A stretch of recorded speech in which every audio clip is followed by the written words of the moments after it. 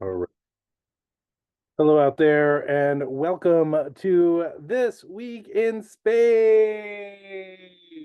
I'm your host with the most, Joan Emerson Bell, or Blind Stallion Space Wizard, depending on where you're catching this program at. I like to do a weekly astro weather forecast to keep everybody in the know of what's going down in space and helping you navigate the vicissitudes of the celestial spheres. I apologize. I'm a little late today, but I'm on vacation. You may notice that I have a different background this week. I'm taking a little vacay time, trying to reset and reconnect with myself. But I like to keep up on my weekly practices. So, yeah, day late, dollar short, a little later than usual, but still bringing you some great astro weather to help you navigate the week. Anything else I want to say? Yeah. If you need more astro insight, I do a weekly astrology themed radio show. I did one for this gnarly eclipse that we just had last week in Libra, and so I did a eclipse recap show. So I'll put a link to that in my stories and also in the show notes on YouTube, so you can check that out if you want to get your astro weather in a more musical form. So, without further ado, sit back, relax, and I'm going to break down what we got going on this week in space. So, starting off Tuesday, October the 8th, we have Venus in Scorpio trining Mars in Cancer. This is happening at 18 degrees and 38 minutes of these water signs. So this is a water trine, and trines are harmonious aspects where things kind of flow with ease, which can be really nice. This is happening between two water signs, so we're talking about like emotional ease, right? Feelings moving through us, right? Being able to act on our feelings in maybe ways that bring connection, that help us to feel good. And this is the influence of that Mars and Venus right there. Mars is a planet of action and willpower, where Venus is a planet that deals with pleasure, values, what we like, what we don't like, connection, right? Relationships. And so when we get these two together, Mars and Venus, some like pretty awesome things can happen because Venus is like, I want that, and Mars is like, cool, I'm gonna go get that, right? And so being able to like kind of be in tune with our feelings, our likes and our dislikes, and being able to take action to really support that, and action that brings us into the kinds of connections that we want. And I think that this is an important piece with Venus and values, is that Venus and their relationship to values tells us what we want more of and what we want less of, right? And I think relationship is a sort of medium in which we can understand that at a deeper level, right? Because our relationships show us a lot of times, this is what I like and this is what I don't like. I think where it gets messed up is when we're like, well, I don't really like this, but I think it'll get better, right? Or I don't really like this, but maybe I will like it, or maybe I can learn to like it. And I think that Mars, who one of Mars's superpowers is severing, is being like, nah, I'm gonna cut off the things that I don't like anymore, right? Mars also like cuts a way through to help us get the things that we do like. So I think that this is a really good time to think about what brings me pleasure, what do I enjoy, what do I want more of, and how can I begin taking actions to move towards that, right? What are the steps that I can take? What are the actions that I can take that helps me to come deeper into connection with myself or with other people?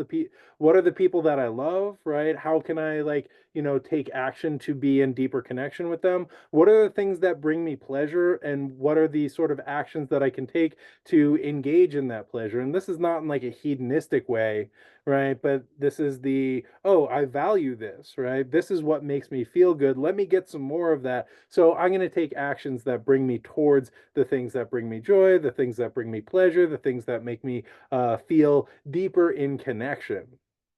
And, you know, one of the things about a trine, right, again, a harmonious aspect, which makes it easy, in the sort of world astrology, right, it's a lot easier to talk about oppositions, conjunctions, squares, because they bring a dynamic tension, which really forces things to happen. Trines are easy, so like we don't really need to do anything, because sometimes it's just like, Like, I don't feel any like deep suffering today. Wow, like that's great. Right? Which sometimes that's enough. Sometimes the trine gives us that little bit of space to kind of integrate, right? To relax, to not have to fight so hard, which can be really priceless.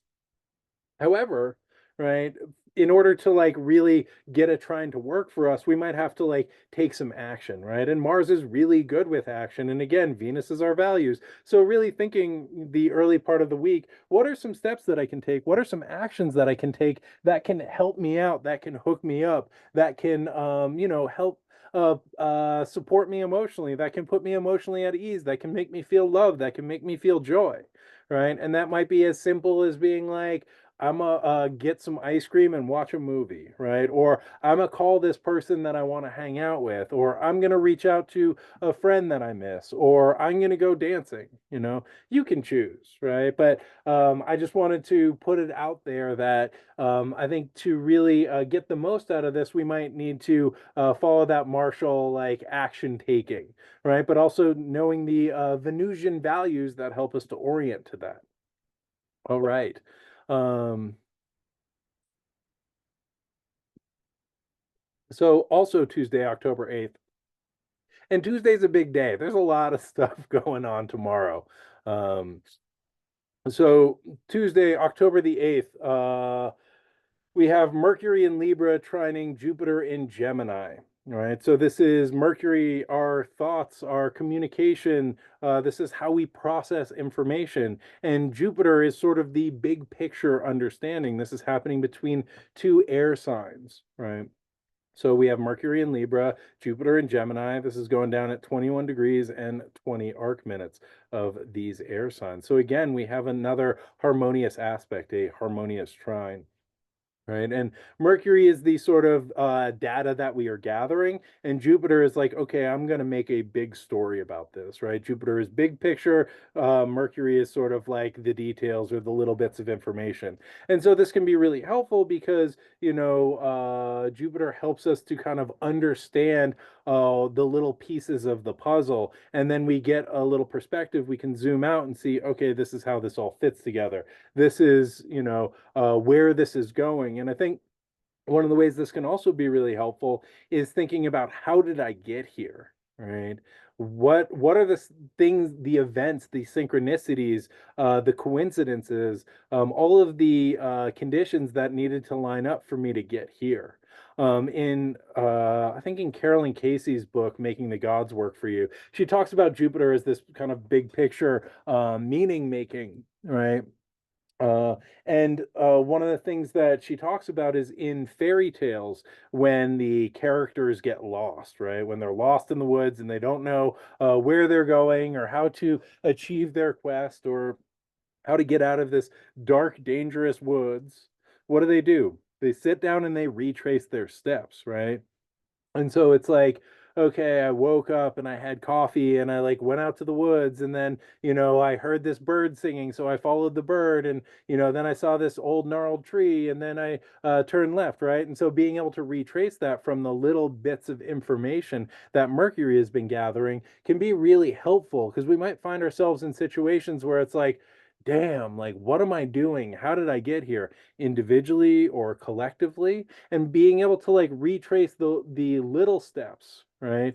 And noticing, okay, like I made this choice and I made that choice and like these were the conditions and this is how I ended up here can help us sort of remember what the impetus, right? What the drive, what the desire was that brought us to where we currently are. Right.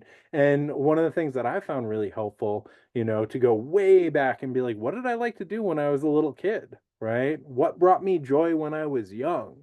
And then being able to retrace the steps from like way back when, from the prequel and being like, okay, um, um, oh, nice. Somebody is uh yeah, get the Carolyn Casey's Making the Gods Work for You. I think it's on audiobook. I believe it's out of print, which is a shame, but it is fantastic. And I love Carolyn Casey's work. She is one of my favorite astrologers.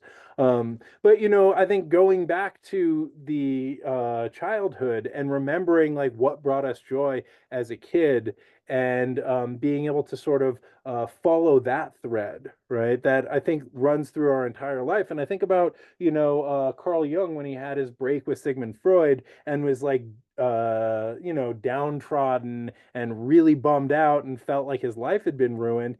He went, to a piece of land and was like, what did I like doing when I was a kid? Oh, I really liked piling rocks. So he just started stacking rocks and stacking bigger rocks, and it unlocked this thing for him, right? And Mercury as a kind of crossroads god, who also is, honored by stackings of rocks, which is interesting, or herms, right?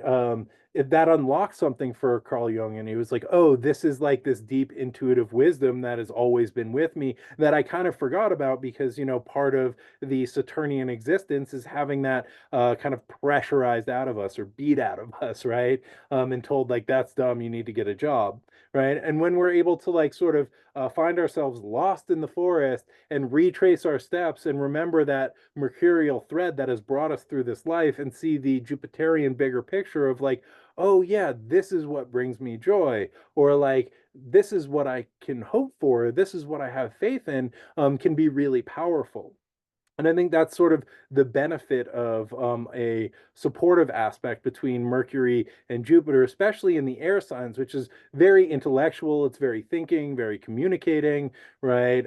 Especially in Libra and Gemini, which is like this and this, right? Gemini is like, it's both things. Libra is like, how do we like balance these things? We're comparing them, right? And so being able to like sit in the with the opposites, right? And being able to notice and not have to necessarily choose, but learning how to like have the Jupiterian capacity to hold those multiple things, right? And allow that deeper knowing of how I got here to emerge.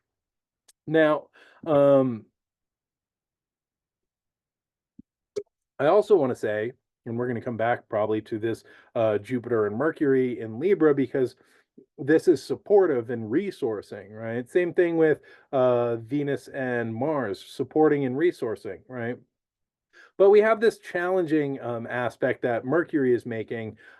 Mercury in Libra opposing Chiron in Aries. This is happening at 21 degrees and 30 arc minutes. So Mercury, right, is in a supportive aspect to Jupiter and a hard aspect to Chiron. Jupiter is like, it's going to be all good. We're going to get through this, right? I can see, right, light at the end of the tunnel. And then Chiron, the opposition to Chiron is that wound, right? Core wounding. And so Chiron is like, oh my God, it's just suffering. It sucks. I hate this. Right. And Jupiter's like, it's going to be all good. Right. And Chiron's like, it's never going to be all good. And Mercury's like needing to sit there and sort of like hold both of these things and balance both of these things, both the resource, right, and the wound. And so again, Mercury dealing with cognitive function, information, right? How we process information, how we make sense of things.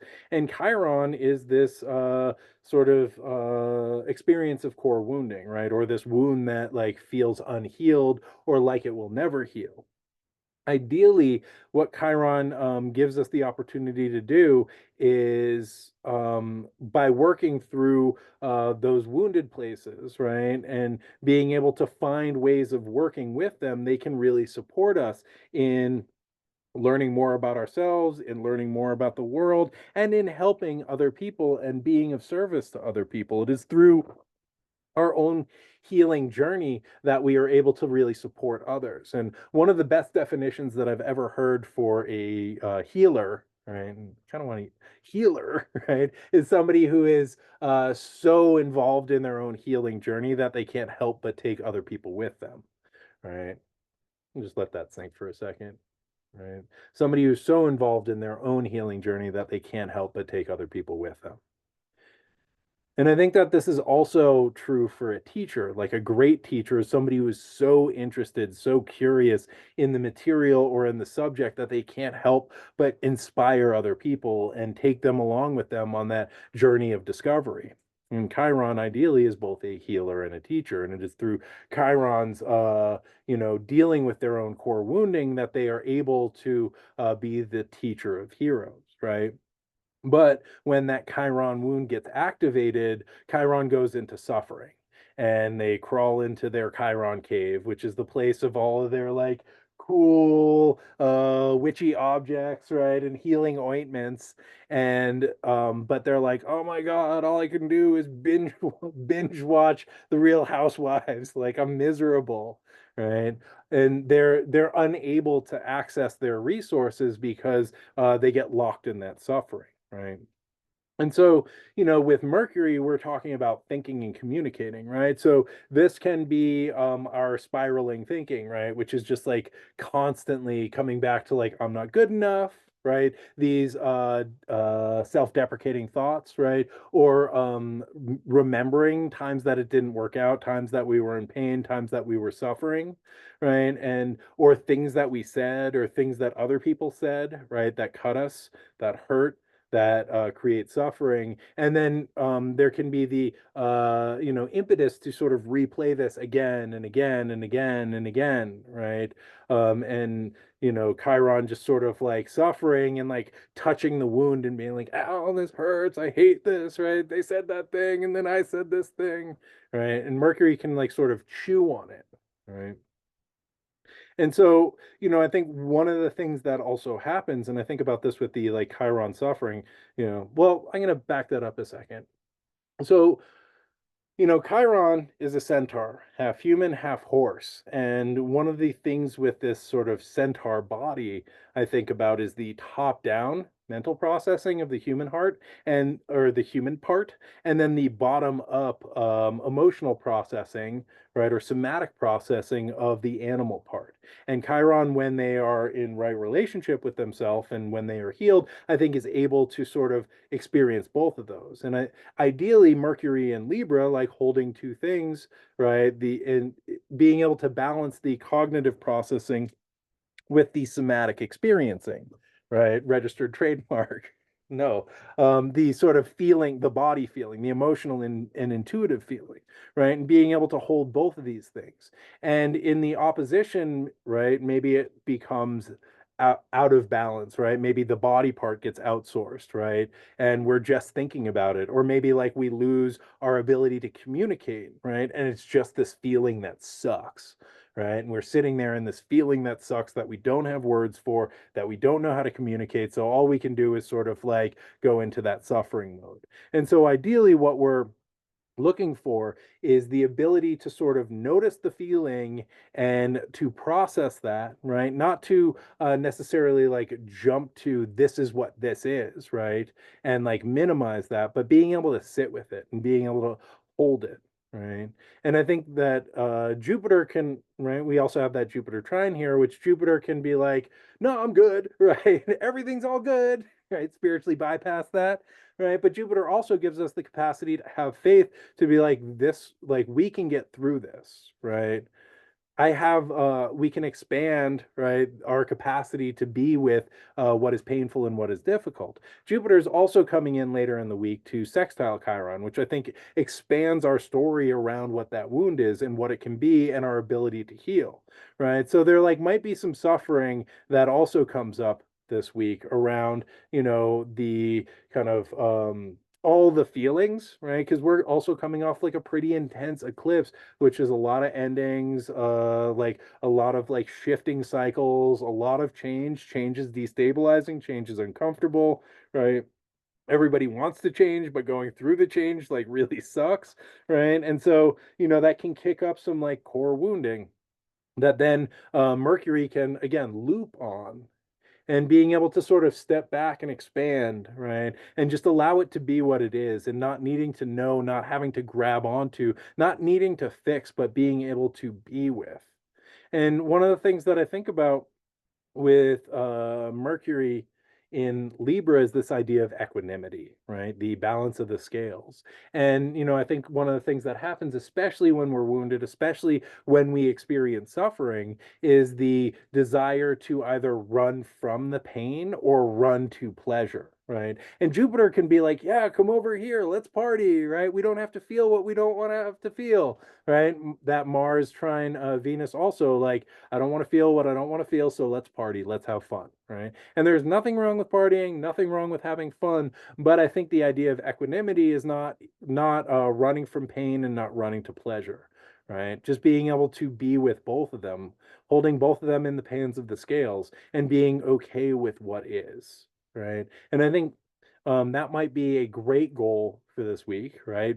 To be able to enjoy life, right? And to enjoy the joy and the pleasure and the bliss of this life without having to run to something or run from something, but being able to just notice, right? And I think that is when that Chiron's like healing really kicks in, right? Is the ability for Mercury to notice and process like I'm good how I am, right? Or like this is difficult, but I will be okay through this. And Jupiter bringing that sort of sense of expansion and hope and faith of like, okay, this is like, this will get better. And also, like, maybe this is okay how it is. Maybe it's the only reason it's not okay is because I'm telling a story over and over again that comes from a really wounded place. And maybe if I just sit with that, right, and notice where I am in this dark forest and how I got here, we can untangle that wounded story a little bit and make it okay to be in this moment because like maybe this forest is kind of awesome, right? Even though like this forest has suffering in it, maybe this forest is like pretty peaceful. Maybe I can find some calm in this forest, right? So, how are we doing so far? Let me check the comments real quick. Oh, Gina Maria, nice to see you. Sorry I'm a little late. I'm glad that you're here.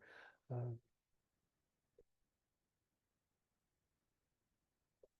Yeah, and Dana Marie B said remembering things that were ways of self-soothing that are no longer doable. Right.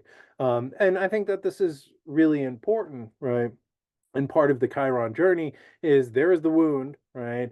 And then Chiron, or we find ways to soothe that wound, right? To self soothe, to make it okay to be in a body, to make it okay to be in this life. And like those work for a time, right? Those are coping mechanisms and adaptations, right? And then maybe we get to a certain point where that coping mechanism or adaptation doesn't work anymore, right? And instead of it like helping us get through the day or helping us get through life, it's starting to hinder us, right? It's starting to cause complications, starting to put strains on relationships, starting to increase the suffering. And so we get to notice, okay, maybe this isn't working anymore or working how I want it to. And so how do we shift what we do? How do we like develop new healthy coping mechanisms? How do we adapt to where we are now? Because the thing that worked when I was 12 is not going to work when I'm 22, and the thing that works when I'm 22 is not going to work when I'm 42, right? Maybe some things, but probably like can't do the same thing over and over and over again. That would be a repetition compulsion, as the Freudians say. Okay. Moving. Oh, thank you, Savage Maker. Yeah, saying hitting all the nails on the head. That's what we do here. That's what we try and do. Okay, moving on to Wednesday, October the 9th. So on Wednesday, Jupiter stations retrograde at 21 degrees and 20 arc minutes. So we have Jupiter trining Mercury, we have Jupiter sextiling Chiron, all of these things happening as Jupiter is sort of grinding to a halt at 21 degrees, 20 arc minutes of Gemini. And they will be retrograde all the way until next year, February the 4th of 2025, when Jupiter will station direct at 11 degrees and 16 arc minutes of the mutable air sign of Gemini. So one of the things that we can think about, I'm not going to spend too long on this, but one of the things that we can think about with Jupiter retrograde is Jupiter planet of expansion, right? So we can think about inward expansion, right? What does it look like to expand the space in the inside, right? How do we create more space internally? And I was actually just talking to somebody about this recently.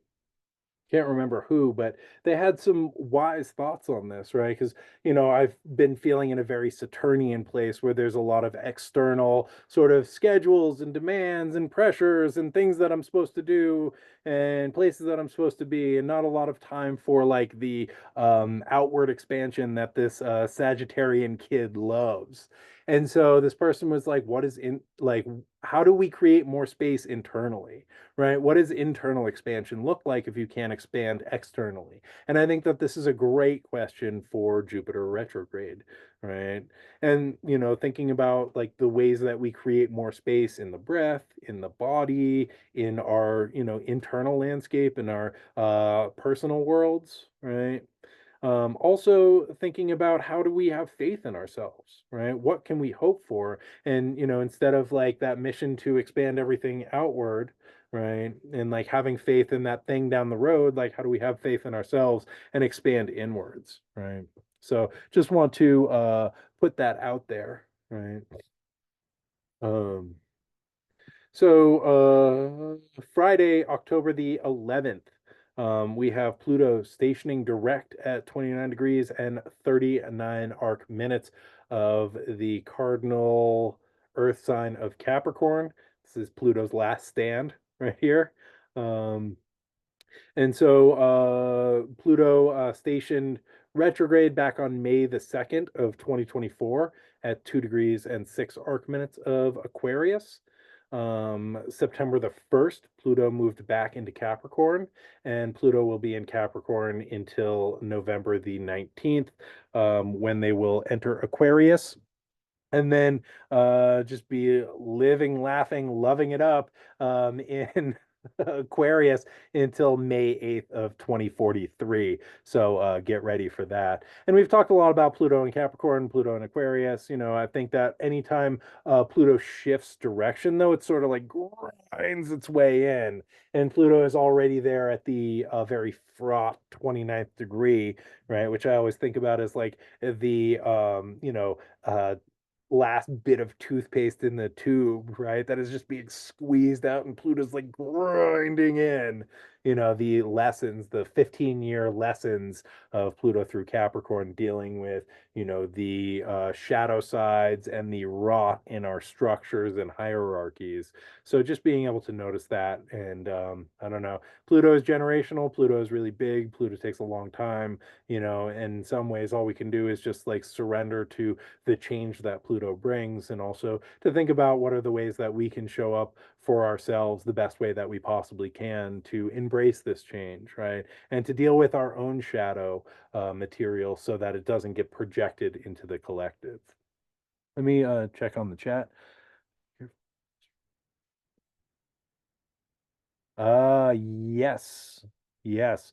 Um, I've got Jim Jams is saying I have to be careful that my quest for healing doesn't turn into constant search for what is wrong with me. Mars always wants to fix things, even creating issues to work on.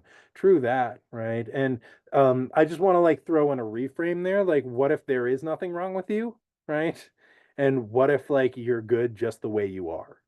Which is like mind blowing, because if you're good just the way you are, there's nothing to sell you, right? I can't like make you buy something that will fix you or change things for you, right? Can't give you an astrology reading that's going to fix anything, right? Because there's nothing wrong. You are where you are, and like that can be good. That can like there can be challenges there. But what is it like to accept life as it is right now? Right? What is it like to just be here in this moment, and just to like maybe hold space for the idea that there is nothing wrong, nothing that needs to get fixed, nothing that needs to change, right? That things can be okay just as they are, right? And Pluto is, yes, stationing direct on Friday, October the 11th, this Friday. So, and then we'll be in Capricorn for about another month. Yeah, and Oro Hayes is saying looking inward can also be useful in fostering radical self-acceptance. Yes. And I think, there is that. I mean, we live in a system that constantly tells us that there's something wrong with us, that we're not good enough, that we need some external thing to make us okay, to make us better, to heal us, to fix us. And I think that is a real like baseline capitalist narrative, right? And to just be able to slow that down a little bit and be like, what is actually happening here? Am I okay? right? Am I safe in this moment? What does safety feel like? Let me tune into that, right? What does it feel like to be okay? Instead of being like, oh, I've got to, like, oh, I need this thing to help me, to fix me, right? Oh, if I take this class, if I read that book, if I know this thing. And you know, like, I like all the time for me, this is happening. If I just teach this, if I just learn this thing, if I get this book, if I read this book, if I know this stuff, then I'll be okay, right? When all along, like, we are okay, we can be okay, right? And you know, I don't want to say that like there are no problems and there are no issues and we don't need to do work, we don't need to, like, you know, work on things, right? But the need to fix something implies that something's broken, and if nothing is broken, then maybe there is nothing to fix, right? So I'm curious about kind of like reframing these narratives a little bit. Okay. um yeah, and so along those lines, on Saturday, October the 12th, just after Jupiter stations retrograde, a lot of things, you know, going back and forth, shifting directions. We have Jupiter in Gemini at 21 degrees and 19 arc minutes, sextiling Chiron in Aries. So again, sextile is a harmonious aspect.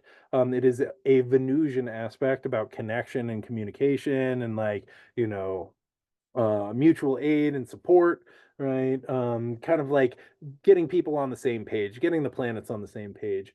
And we have, you know, Jupiter, this planet of expansion and hope and faith, right? And Chiron, this wound. And Jupiter's like, it's all good, man, right? Like, you got this, right? And like, you know, I think one of the things that happens in the wound, right, we just get like sucked into the suffering, we get sucked into the vortex of the suffering, and it's really hard to maintain perspective, right? And I think Jupiter does a great job of helping us to sort of gain perspective. And where Mercury might be like obsessing about this thing, right, or sucked into the details of like, this is why this hurts, or this is why this sucks, or I don't even know why, but this sucks, right? And like wanting to tell a story about it, Jupiter can like zoom out and see an overarching narrative that's not only like, this is like how the wounding occurred, but like, this is what it might look like to be healed, right? Healed, I don't even know what that means, right? But this is what it might look like to be okay with this or in right relationship to this, and this is the gift that it might bring, you know. Because I think that is ultimately what Chiron brings, is like through their own inner work and their ability to deal with their suffering, they're able to share that with other people and take other people along with them on their healing journey, right? And is that like Chiron's core wound and abandonment and feeling I'm not good enough, right, is what sort of propels them to study medicine, to study magic, to study astronomy, to study music, to study all of these things. And as they learn these things, they can share them with other people, right? And to support other people in their journeys, right? And I think that Jupiter gives us that sense of perspective of like, what could it be, right? What else could it be? Right? What is the ideal that I want to work towards, right? If this is the hand that I'm dealt, like, how do I play this in a way that feels good for me and also supports other people? Um, Oh yeah, Gina Maria is saying part of the Provology Club, uh, which is always trying to get people to see us so that we can be who we are, right?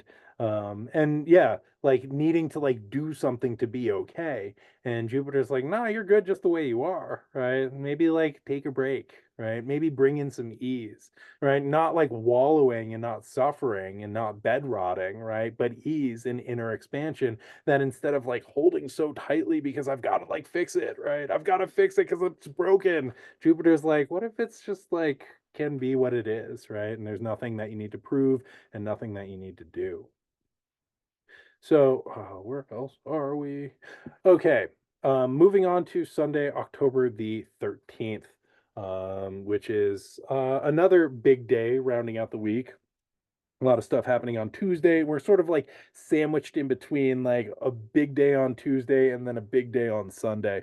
So Sunday the 13th, we have Mercury in Libra squaring Pluto in Capricorn. This is going on at 29 degrees and 39 arc minutes. So like Pluto is also just stationed direct. So again, they're like really kind of like grinding down at that 29th degree, like really emphasizing things. Mercury at the last degree of Libra, right? Mercury moves a lot quicker, right? So less grinding, right? A little lighter. But Pluto, Lord of the underworld, dealing with the shadow, dealing with the unconscious, and Mercury, cognitive, right? Processing information, like thinking, communicating. And so there might be some hard truths that are revealed. A square, right, is a hard aspect. So these are, sort of in a tense relationship with each other where they're at cross purposes, right? Pluto wants one thing, Mercury wants another thing, and ideally they are finding integration, probably through us and the world, right? And so this might bring up some difficult truths, right? Or this might bring like secrets to the surface, right? Uncovering information that is uncomfortable or difficult to process, right? And Mercury in Libra is like, I want everything to be good, and Pluto in Capricorn is like, everything's fucked, right? So Mercury might be like trying to be diplomatic about like the challenging information that is revealed, which is not going to last that long because later on in that day, Mercury's going to enter Scorpio and be like, oh yeah, like let's get up in that like difficult bullshit, right? Let's dig deep into that. But initially, I think it's a like, oh, let's just make sure everybody's good here, right? Found out this like really gnarly secret. And like, okay, how do like maybe I shouldn't say anything because like want to make sure everybody's good, right? And so this also might be like difficult things coming up for ourselves, right? Hard truths that we're like, oh snap, like I'm actually not good with that, right? Or I don't like that, or I don't want that, or something needs to change. Pluto has a lot to do with transformation and change, right? It's sort of like churning stuff up from the deep, and Mercury is like processing that. But Mercury in Libra is like, I want things to be good, right? Poetry, music, like everybody like having a good time together. And then like Pluto brings up this like rotting sensation, right? Which Mercury like might try and pretend isn't there, right? While everybody at the party is like, oh, something smells off, right? And I think that this is an opportunity to sort of notice what's coming up, right? Towards the end of the week, notice like that gross rotting smell and being able to like acknowledge that and name that and process that, right?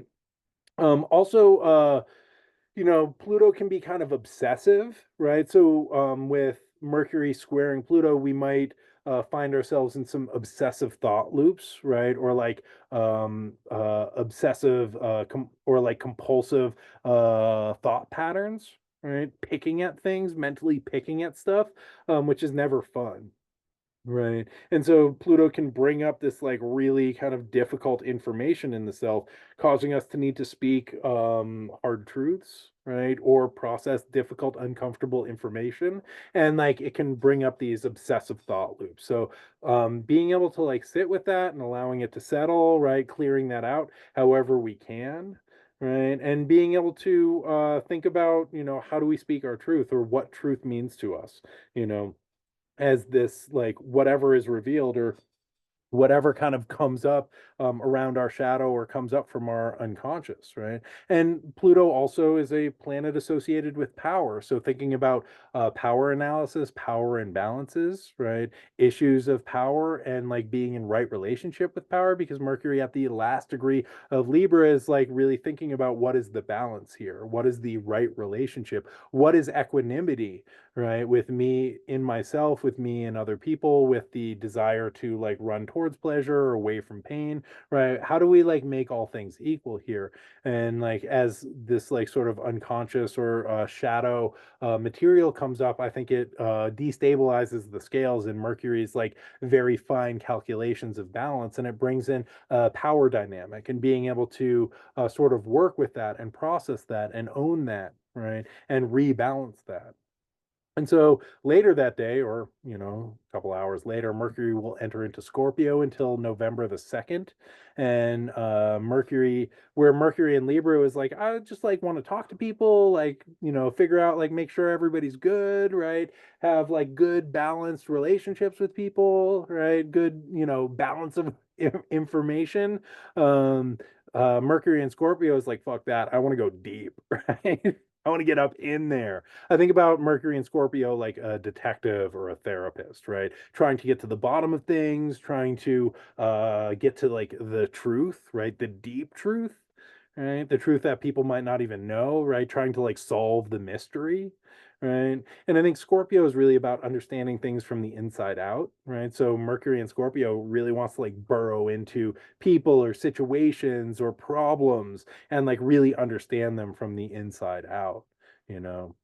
And I think that the mercurial curiosity becomes like a deep probing in Scorpio, that wants to like figure out the inner workings of things. So I think we're about to like go from this sort of balanced place. The scales are going to get upturned by like whatever Pluto's bringing to the party, and then Mercury is going to go deep. Right. But just like watch out for obsessive thinking, watch out for looping thinking, right? Seeing if we find ourselves in those places, remember to call on that Jupiterian sense of the big picture, right? And being able to step back, right? Or just being able to be with what is, because I think that, all of this Chiron action that's happening this week is going to kick up some, insecurity and difficult feelings that then the Pluto and Mercury square is maybe going to like have us looping on. So remember our resources, right? Remember those trines and sextiles. Remember to step back, remember to allow, remember to breathe, right? Just allow things to be as they are and things will change, right? We don't have to grab on. It is the like grabbing on to the thing that I think really creates the suffering. Right, just being able to notice and allow things to move cleanly through the system can be really helpful in allowing us to like get a bigger perspective, and some things need to be dealt with at like the time that they arise, and other things we can just notice, wow, that's really uncomfortable, right? And can I just be with that? Right? How long can I be with that? And if I can't be with that anymore, what is something supportive that I can do that can help resource me? Right. So then when it's time, I can go lean back into that and learning to lean out and lean in and lean out and lean in instead of like running away, right? Or running towards. Um, all right. So also on Sunday, and I'm not going to talk about this, but I'm just going to give folks a heads up. Also on Sunday, we're going to have a cardinal T square between the Sun, Chiron, and Mars. Mars in Cancer squaring Chiron in Aries, and yeah, the Sun all up in that as well. Sun opposing Chiron in Aries and then squaring Mars in Cancer. So that's something to look forward to at the end of the week. That is a big kettle of worms, and I am at my time for today. So we're gonna put a pin in that and pick it up on next Monday. And yeah, until then, I wish you all a great week in space. I hope that this was helpful. I hope that gives you some things to think about or remember, or when, if you find yourself in, dire straits, you can remember to like just sit down wherever you are and retrace your steps, how you got here, right? And to think of the big picture, right? Um, yeah, you're so welcome. Thank you all for being here. Just a heads up, I do a weekly astrology themed radio show that sometimes comes out weekly. This last episode is a recap of the solar eclipse in Libra that we were experiencing last Wednesday. I'll put a story. There's a link in my bio to that, but I'll put a story on Instagram if you didn't catch it and you'd want to check it out. And also, I'll put a link in the show notes on YouTube. If you ever miss this on Instagram or you don't want to watch it on Instagram because it's annoying, I post all of these shows on YouTube. So you can check me out at Camp Wizard Camp, and all this is archived in YouTube. Savage Maker, I still have a slot on Spaz Radio. However, because I've been so busy, I haven't been able to hit my Friday time slot. I'm trying to get back to that, but I might need to talk to Aaron and reorganize when I do that show. But yes, it will be on Spaz again in the future once I get my life under control. And for now, you can catch it on SoundCloud. Also, at the end of October, I'm going to be doing I'm participating in a 4-part lecture series on spirit possession and exorcism from a theological, psychological, and astrological framework. with the bad pastor Lindsay Turner. It's going to be great. I am so excited for this. There's going to be so many supernatural references and horror movie references, and I'm doing a deep dive. Personally, my part of the talk is the psychology of spirit possession and exorcism, which is going to be great. And I've been deep diving into IFS and spirit releasement therapy and sand tray and a bunch of really cool stuff. So if you're interested in psychology, if you're interested in spirit possession, if you're interested in exorcism, if you're just curious about all this stuff, check it out. It's pretty affordable. It's a 4-night talk or 4-part lecture series going from October the 28th through the 30th, and then we're going to have a roundtable discussion on the astrology of exorcism and possession, which will be happening on November the 4th. All of it's over Zoom. All of it's going to be recorded. So there's a link in my bio for that. Check it out because it's going to be rad. And with that, my friends, I wish you all a wonderful week in space. And thanks for being here. Thanks for being you. And I'll see you all next week. Same wizard time, same wizard channel. And until then, may the force be with you, my friends. Bye now. Bye.